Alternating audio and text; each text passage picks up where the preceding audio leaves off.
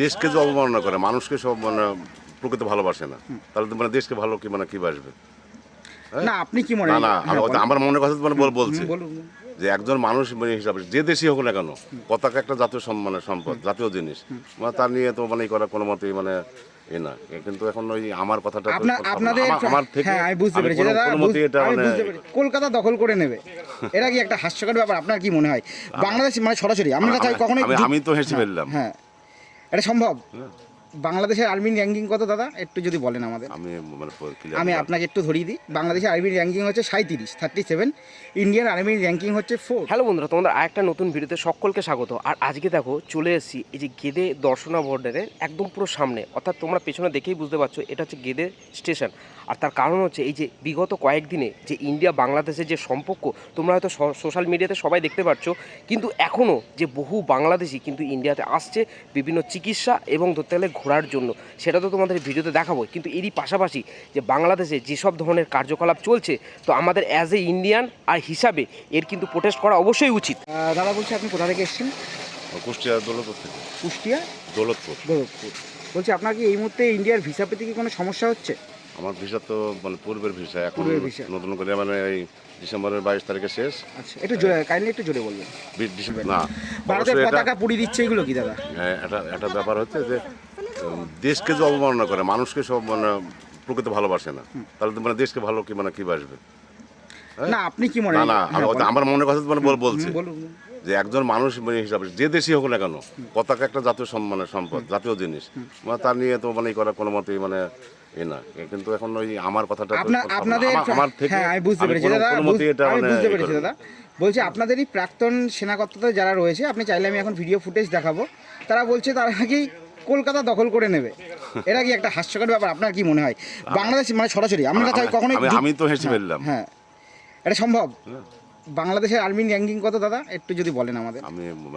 আমি আপনাকে একটু ধরিয়ে দিই, বাংলাদেশের আর্মির র্যাঙ্কিং হচ্ছে 37, ইন্ডিয়ান আর্মির র্যাঙ্কিং হচ্ছে 4। ইন্ডিয়া এই মুহূর্তে ইকোনমিক্সের দিক দিয়ে ওয়ার্ল্ডের মধ্যে 5th লার্জেস্ট। সেখানে দাঁড়িয়ে আপনি মানে বলেন, অনেস্টলি বলেন, বাংলাদেশের পক্ষে কি কোনোদিন কি সম্ভব যে ভারতবর্ষের বুকে এরকম দখল করা সম্ভব? আপনি বলেন। তাই এগুলো কি যারা বলছে মানে কি বেসে বলছে, আপনার কি মনে হতে পারে? কি বেশে না, কারণ এগুলো তো আপনাদের প্রাক্তন আর্মিরা বলছে, সেটাই আমি বলছি। ওই মানে কেউ আর্মি বলছে, কেউ সাধারণ মানুষ বলছে, এখন না এটা তো মানে না। আর ওই কিছু কথা কিছু সময়ে কিছু ব্যাপারে মানে হয়ে থাকে, এগুলা সব কিছু মানে করা যায় না।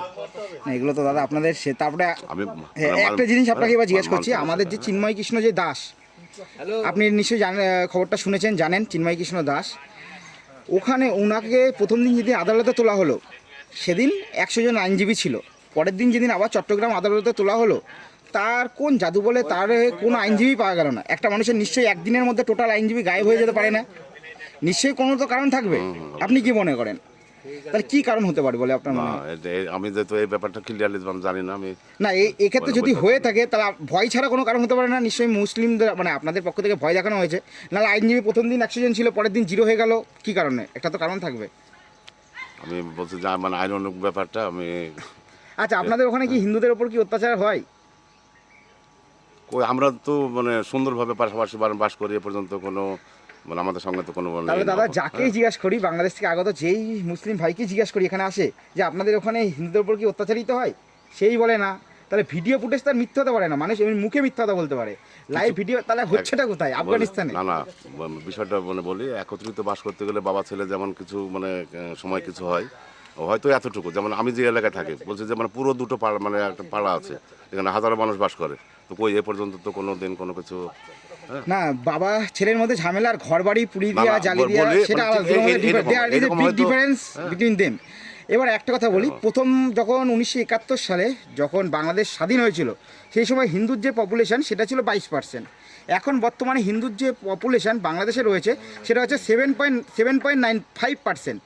কি এমন জাদু বলে? নিশ্চয়ই আপনার মানে ঘর ভিটে বাটি ছাড়া আপনি নিশ্চয়ই এমনি অন্য দেশে চলে যাবেন না। সবাই চায় নিজের যে ভিটেতে জন্মেছি সেখানেই মরি, সবাই একটা ভিটের প্রতি একটা আলাদা টান থাকে। কি এমন কারণে দিনে দিনে হিন্দুর যে পপুলেশন বাংলাদেশে এতটা কমে যাচ্ছে?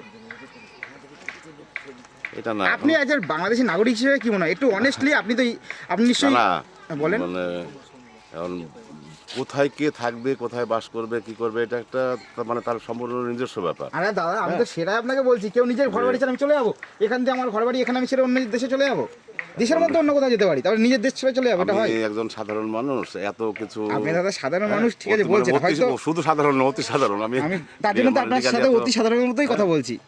হয়তো আপনারই বাড়ির কেউ, আপনি না হলেও আপনারই বাড়ি কেউ হয়তো ইন্ডিয়াকে গালাগালি দেয়, আপনি না হলেও আপনার হয়তো ছেলে ইয়ং জেনারেশন, এইটা মানে আলাদা ব্যাপার। আলাদা মানে ভারতের বুকে দাঁড়িয়ে বলছি তো না ভারতের বুকে দাঁড়িয়ে মানে বলছি তা না, ওখানে দাঁড়িয়ে বলবো, ওই আমেরিকা গিয়ে মানে বলবো। হ্যাঁ, যেটা হচ্ছে মানে কোনো কিছু হলো, কেউ কাকে গালি দিল, তার অর্থ এই নয় যে মানে সব কিছু মানে ই করে ফেললো।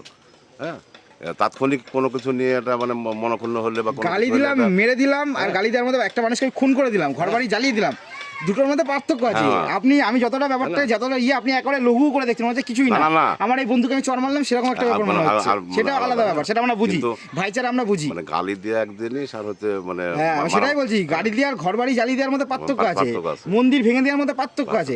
কোনো হিন্দু সাহস হবে বাংলাদেশের কোনো মসজিদ ভেঙে দেবে? সাহস হবে? তাকে তো মানে মাটিতে একটা গর্ত করে 1000 ফুট গভীরে পুঁতে দেওয়া হবে। আপনি কি মনে করেন? যাই হোক, আপনি ভারতবর্ষে কি কারণে এসেছিলেন? আমি চিকিৎসার জন্য এসেছি। কদিনের জন্য চিকিৎসা? আমার তো মানে সময় সংকীর্ণ, এবার চেক আপ ডেট আছে, যে বহরমপুরে একবার ডাক্তার দেখিয়ে গেছিলাম, ওইখানে গিয়ে আবার একটু দেখি, আবার চলছে 22 তারিখে লাস্ট ডেট আমার। বলছি এমনি ধরুন যদি সম্পূর্ণ আমদানি রপ্তানি ভারতবর্ষের সাথে বাংলাদেশের যদি বন্ধ করে দেওয়া হয়, সেক্ষেত্রে আমি ধরে নিলাম ভারতবর্ষের ইকোনমি, কারণ আপনাদের যেহেতু একটা বড় বাজার ভারতবর্ষে রয়েছে, কিছুটা লস খাবে, আমি মানলাম। সেক্ষেত্রে কি বাংলাদেশের যে লস সেটা বেশি হবে বলে আপনার মনে হয় না? হ্যাঁ, বাংলাদেশের লস তো অবশ্যই মানে বেশি হবে তো সব। এই তো আপনি তো এই নলেজটা, এই যে না, জেনারেল এটা নলেজটা, তো আমি প্রথমে মনে করে বললাম। কিন্তু আপনাদের সেটা অনেকে অস্বীকার করছে, বলছে না আমরা চীন থেকে নিয়ে আসবো, পাকিস্তান থেকে নিয়ে আসবো। এইটা তখন এক স্কুল আমাকে কোনো কারণবশত টিসি না দিয়ে মানে বের করে দিল। হ্যাঁ, আমি তো চাইবো যে আর এক স্কুলে গিয়ে আমার মানে ফিচার তো মানে তৈরি করতে। তাতে সবচেয়ে বড় কথা, আমরা যদি 1 কিলোমিটারের মধ্যে কোনো জিনিস অ্যাভেলেবেল থাকে, 10 কিলোমিটার দূর থেকে আনতে নিশ্চয়ই একই দাম পড়বে না? মানে একই দাম পড়বে না। এখন যদি মানে দেশ চালাতে হয়, তাহলে মানে দেশের জন্য তো কিছু মানে সে মানে ভাববে এইগুলো মানে দেশের বাংলাদেশ ব্যাপার। ইকোনমি তো অতটাও আমি গ্রো একটা করেনি ক্ষুদ্র যে করে নাগরিক, আমেরিকা থেকে এত জিনিসপত্র কিছু নিয়ে চলে জানি আসবে। না। আর সবচেয়ে হাস্যকর ব্যাপার, শুধু ভারতবর্ষতে বাদই দিলাম, আমাদের প্রাক্তন সেনাকর্তারা ওপেনলি বলছে ভারত তো ভারত, আমরা আমেরিকাকেও ছাড়বো না। বাংলাদেশের ক্ষমতা শুনে দাদা আমাদের জলের মধ্যে ঝাঁপ দিতে ইচ্ছা করছে, আর কোনো উপায় দেখছি না। সাঁতার না জানলে ঝাঁপ না সাঁতার আমরা যথেষ্ট জানি, আমরা ট্রেনিং প্রাপ্ত, আমরা যথেষ্ট জানি, সেই ব্যাপারে আপনার সন্দেহ নেই। যাই হোক, হাস্যকর ব্যাপার, আপনাকে আর বিরক্ত করবো না, আপনারা যান। বিরক্ত না, দুই দেশের মানে সুসম্পর্ক থাকুক, সুসম্পর্ক থাকতে আমরাও চাই, কিন্তু যদি এইগুলো চলতে থাকে সুসম্পর্ক কোনোদিনই থাকবে না। এগুলো চলতে থাকলে হবে, এইটা হবে না। এখন যা হচ্ছে এগুলো অত্যাধিক, এতদিন তো কোনোদিন ভুল বুঝাবুঝি, কোনো কিছু নিয়ে একটা মানে সমস্যা, এতদিনে মানে আপনাকে সমস্যা মানে সমাধান করেছে সমাধান। আপনি এই কথাটা উত্তর দিন, এতদিনে এত বছরে কেউ আপনাকে বলে না? যেহেতু বিগত দিনের সমস্যাটা ছিল না, তাই মানে আপনারা কেউ মানে আসেননি, কেউ জিজ্ঞেস করেননি, শত শত হাজার মানুষ মানে যাওয়া করেছে। আমি ফিনিশ করে দেবো। আর সবচেয়ে বড় কথা সেটা বলছে কলকাতা দখল করে নেবো, এগুলো তো হাস্যকর ব্যাপার। এ মনে করছি মানে বলে। আচ্ছা, আমি একটা জাস্ট কথা বলবো, আপনার কি মনে হয় যে হাসিনা সরকার ভালো ছিল? এখন এটা তো দলীয় ব্যাপার হয়ে যায়। না, এখন কিছুদিনের মধ্যে কিন্তু এই হাসিনা সরকার চলে যাওয়ার পরে কিন্তু এই সমস্যাটা হয়েছে। না, আমি এটা অভ্যন্তরীণ ব্যাপার, আমি এটা বাদ দিলাম। আপনাদের শেখ মুজিবুর রহমান আপনাদের জাতির পিতা বলা হয়, তাই তো? জাতির পিতা বলা হয়, সেই মানুষটা আপনাদের স্বাধীনতা পেতে সাহায্য করেছিল তো? আপনি জ্যেষ্ঠ মানুষ, আপনি মনে হয় ওই সময় ছিলেন। যথেষ্ট করেছে, হ্যাঁ ছিলেন তো আপনি ওই সময়। তাহলে সেই মানুষটার মূর্তির ওপরে লাখো লাখো বাংলাদেশিদের সামনে দাঁড়িয়ে কি করে মানুষ মুতে দিতে পারলো মূর্তির ওপরে? মানে মতো না, অন্য কিছু, তার জন্য আমরা অনুতপ্ত। সবাই তো মানে লাখ লাখ মানুষ দাঁড়িয়ে ছিল, কেউ তো আপনারা তারা প্রতিবাদ করেন না কেন দাদা? এটাই তো বলছি। করতে গিয়ে এখন আমি মানে সাধারণ মানুষ মার খাবো। তার মানে এই মুহূর্তে বাংলাদেশে তো 90% মানুষ হচ্ছে। আমিও তো মানে ভীত সন্ত্রস্ত। আপনার কথা বাদ দিলাম, আপনি কিছু মনে করবেন না।